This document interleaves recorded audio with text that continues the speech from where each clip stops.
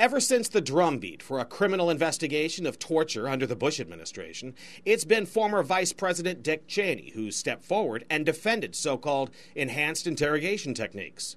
He was not a lone ranger in this operation at all, like some of the media would like to have you believe. Brigadier General Peyton Cole remains fiercely loyal to Dick Cheney, nearly 2 decades since working for him when Cheney served as Defense Secretary.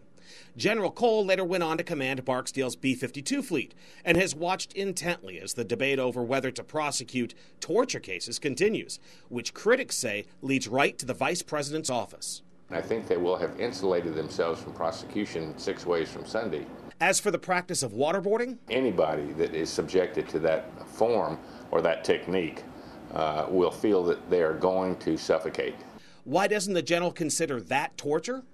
I don't think anyone's died yet from waterboarding. And there's the rub. How do you define torture? It now appears to be among the defining questions about whether to prosecute the authors of the so-called torture memos, which provided the legal justification for those enhanced interrogation techniques.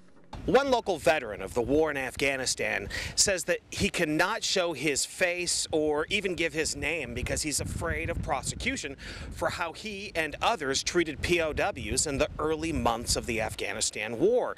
In fact, he says that it was, quote, anything goes, at least until, he says, the media arrived. But Paul Murray did speak with us. Now the owner of a local indoor shooting range, Murray was a POW from the first Gulf War. I got pushed around a little bit, but that was about it.